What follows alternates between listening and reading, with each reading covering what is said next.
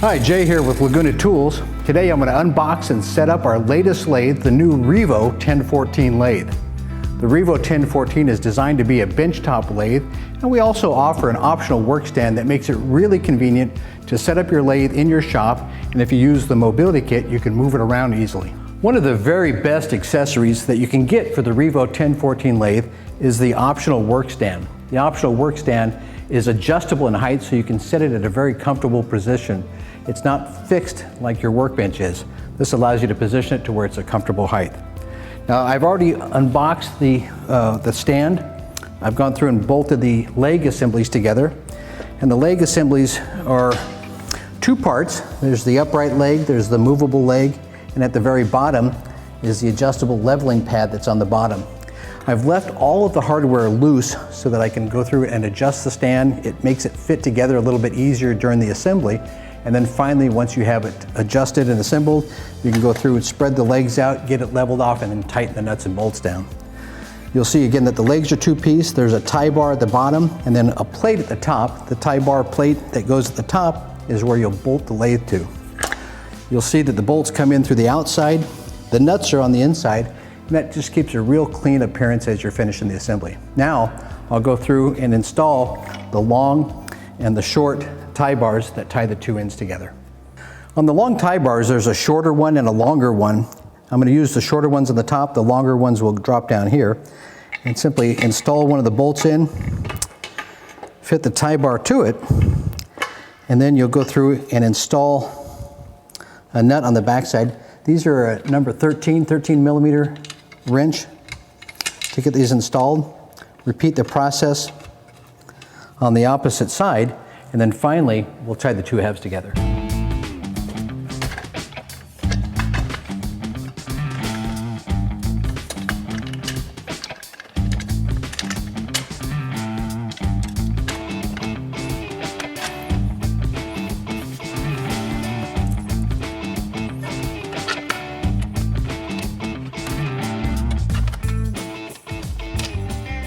Now that I have the stand bolted together, again, I've left it finger tight. That allows me to make any adjustments and to level it off. I'll find a level spot on the shop floor, get the legs spread out, and then use a 13 millimeter wrench to tighten all these down, and then we'll install the mobility kit.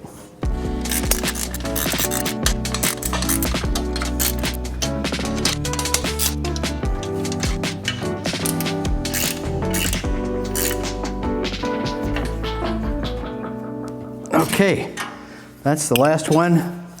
The stand is rigid. I'm going to install the mobility kit now. I find it easiest to install these with the stand flipped over. That way you don't have to bend down to the floor. So I'll take the stand, lay it down, and then just flip it upright like this. That lets me put the wheels on a little bit easier.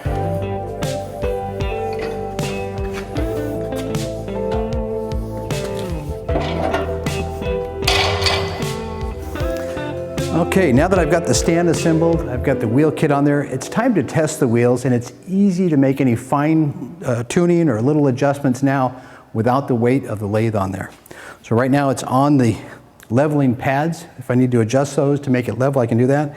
And then I'll go through, push down on the foot pedals, and just check to make sure that it raises up. That's perfect. Now it's time to unbox the lathe and get it bolted to the stand. Now, before you open the box, you should pay attention here to the QR code that's on top. And you can scan this with your phone, and it'll take you right directly to the Revo 1014 page. And there you'll find the manual, the latest owner's manual. You'll find the setup videos and other instructional videos on the lathe itself, as well as specs. And you can even register your product on that page.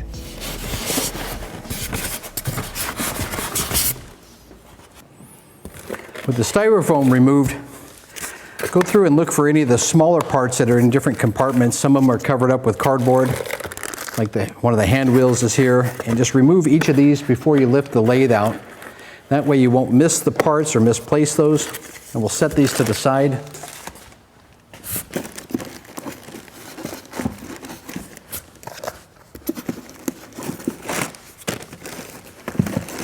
The live and drive centers.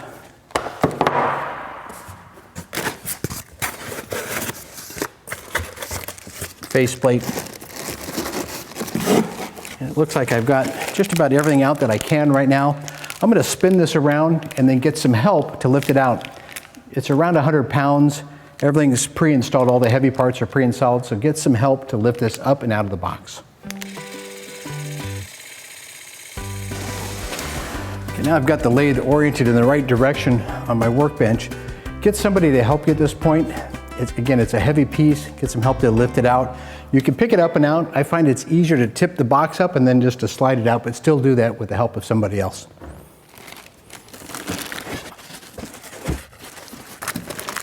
It's a little easier to slide it out like that. Now that I have it out on the bench, I'm going to go ahead and pull the plastic off, take some rags, wipe off the protective oil or cosmoline that's on the machine itself.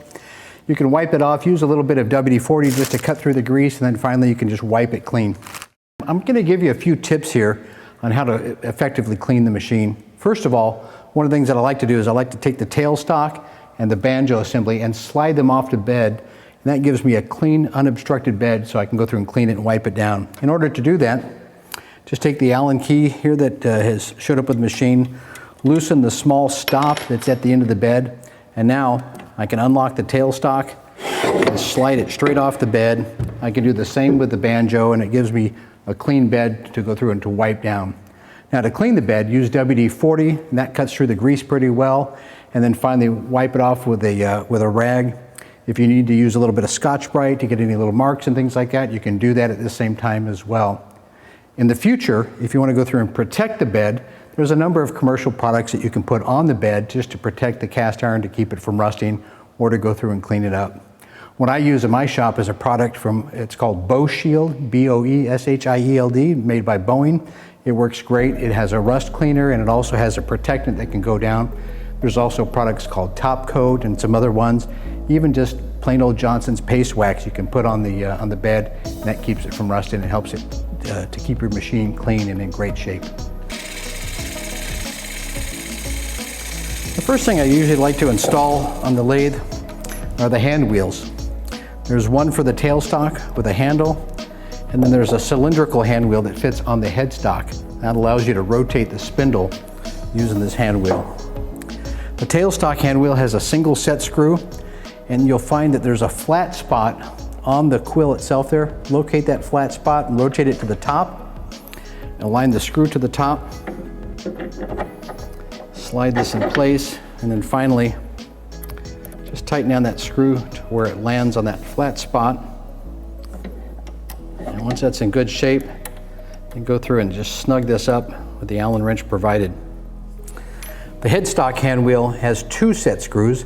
Just make sure that they're backed off, and that'll allow you to thread them onto the threads on the outside portion of the spindle easily. And these screws will land and clamp on the flat area just inside of the threads. Line this up and then just start gradually rotating it onto the headstock threads. If you need to lock the spindle, there is a spindle lock button here that you can push in, lock the spindle, and rotate this on. Give that a good crank. Now let it unlock and tighten down the set screws with the same Allen wrench.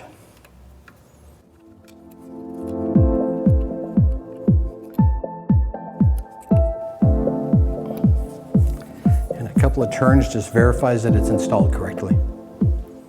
Now there's a few accessories here that we'll install in the lathe. You'll find that there's a spur drive and a live center. The live center will be used in the tailstock, and the spur drive will be used in the headstock. And those are primarily used when you're doing spindle turning, but you can also use those for holding and supporting a bowl blank. There's a handy holder right here on the tailstock that allows you to store those when they're not in use, and when they are in use, you can simply insert those into the tapers. Now, before you insert those, go through and make sure that the tapers are clean. I like to take a clean, dry rag and put it in there and work it around a little bit. If you need some WD-40 or some cleaner to spray in there, you can go through and make sure that those are both clean and free of any type of debris. Finally, I'll go through and insert those into the headstock and tailstock. These eject in different ways.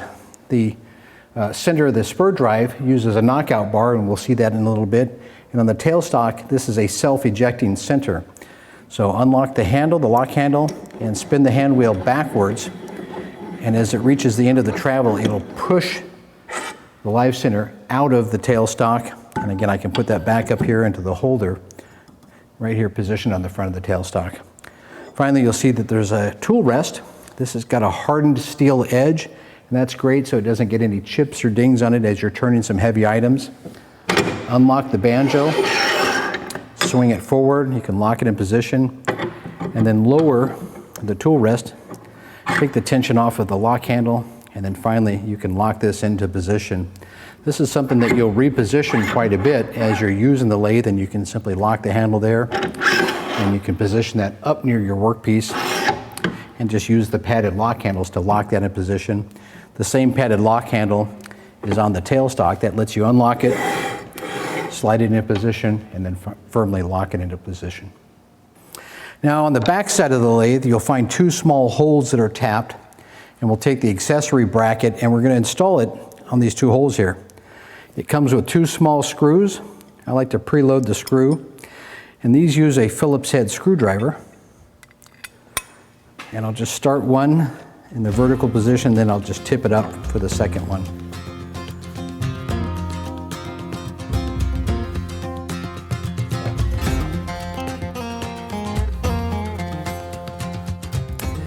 This holds the accessories that you'll use for the machine, and this works great either on the bench or with the stand in place.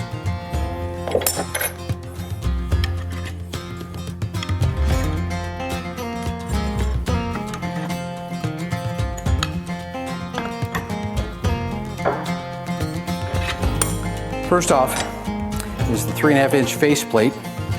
This allows you to mount bowls or other types of blanks to the lathe. And there's a series of threads on the inside. There's two set screw holes if you wanted to lock it in position. Most people just tighten it down.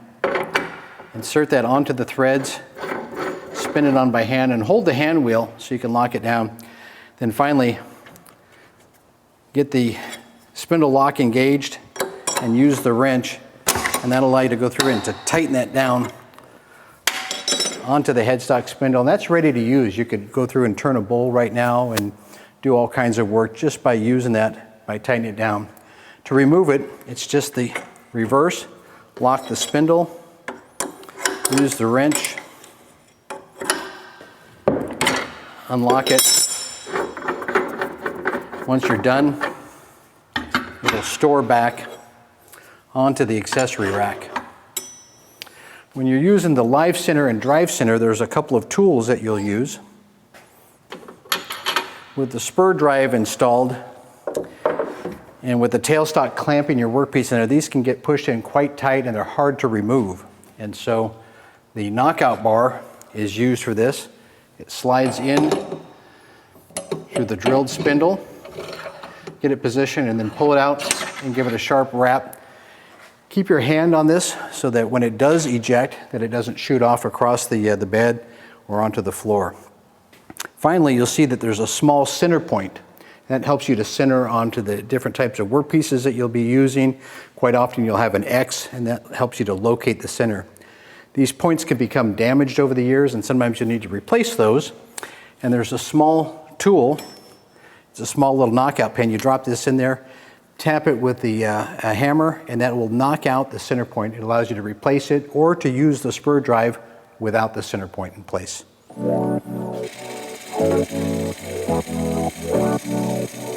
If you're going to use the Revo 1014 on your workbench, take a few moments, figure out the position that you'll want to operate the lathe in, and then finally get some bolts that are appropriate to go through the workbench and to bolt this machine down. There are pre-threaded holes on the bottom.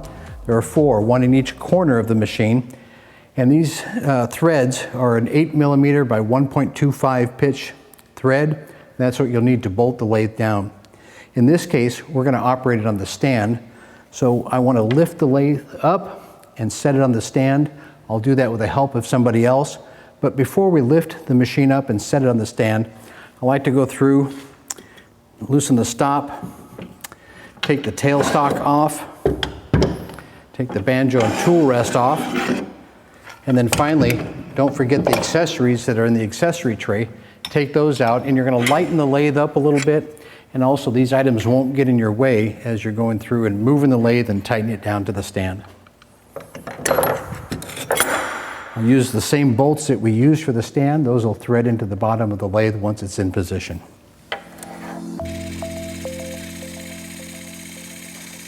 One of the more unique features that is supplied with the lathe are these little lights, and they can be set up a couple different ways. And this shows you that they can just touch on and touch off. This one does not have the battery installed yet. You'll find that there's two different types of mounting. One of them is a magnet, and the other one was just a sort of a sticky back section there.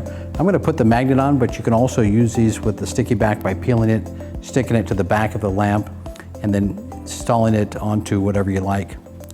The lamp body itself will unthread. This takes off the lens assembly, and just go ahead and shake that out, tap it out. These are small LED lights. They don't take much power, and they take just a standard flat battery like you see here. So I've got that tapped out, and there's a slot right here. The flat side of the battery will go down toward that metal. Sort of the domed portion will go toward the top, and that just slides into place into this battery holder. And you'll see that the light in this case has come on. I can just touch the center of it to turn it on and off. There's a small pad in the center that turns it on and off. Finally, I'll drop this back into the holder with the LEDs in the up position, and it may come on as you're seating that back down into position. Finally, the lid will screw down in place over the LEDs. The reason for these little lights is to give you a little bit of light inside as you're doing belt changes. This has a 3-step pulley on the inside, and this allows you to go through and to make those belt changes pretty easily. Once that lid is in place, you can go through and tap it to turn it on and off. And I'm going to use the magnetic base. So I'll just simply peel the adhesive pad on the back and stick this right onto the back of the lamp. The idea behind these lights is to provide a little bit of illumination inside the headstock to make belt changes easier. And when you open up the door, you'll see that there's some cast iron places that you can mount these. You may or may not find these useful. If you have plenty of light in your shop, then you may not need to use them at all here. I simply like to find a place that's out of the way. I'll put it on this wall here, and that allows me to put a little bit of light on it when I'm going through and doing a belt change. This is for the top pulley. I'll open up the other door and stick one on the side down here in the bottom. And now that gives me just a little bit of light as I'm doing a belt change for speed changes.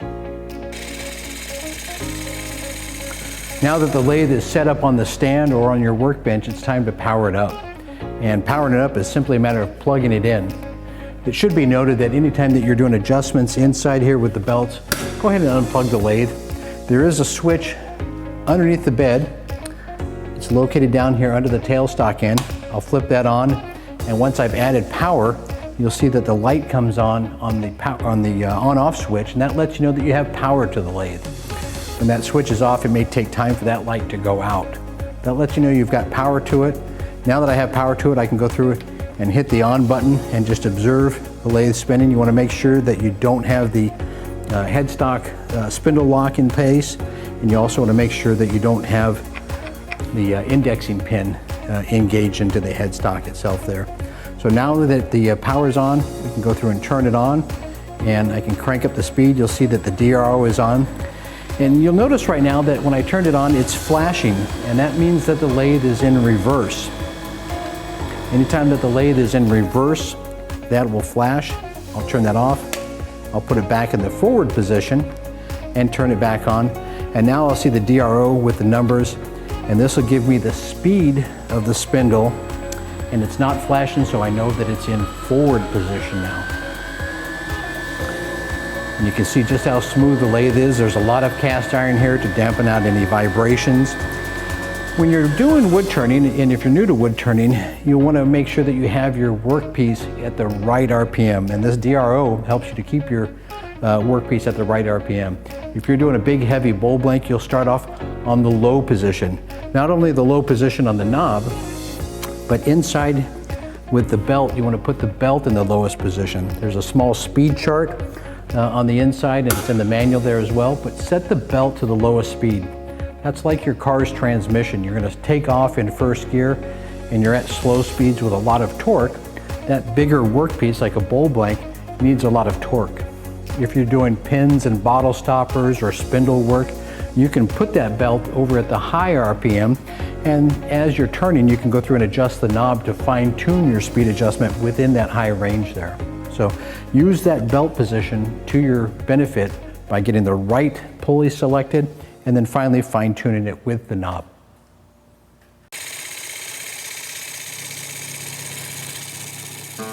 Now that covers the basic setup and assembly of the Revo 1014 lathe. Now you may want to accessorize your Revo lathe, and we do offer a few accessories. One of the very popular accessories is a bed extension, and that extends out to about 13.5 inches, and it lets you slide your tailstock back further and do longer spindle work. One of my favorite accessories is this LED work light. And you can see it just turns on with a button. You've got color correction, brightness controls on the lamp here, and we've even provided an outlet to plug the lamp into. If you have any questions at all on the Revo lathe, look us up on the web at lagunatools.com, click over to the Revo lathes section and scroll through and you'll see the 1014. You'll find additional videos there. Thanks for choosing Laguna Tools.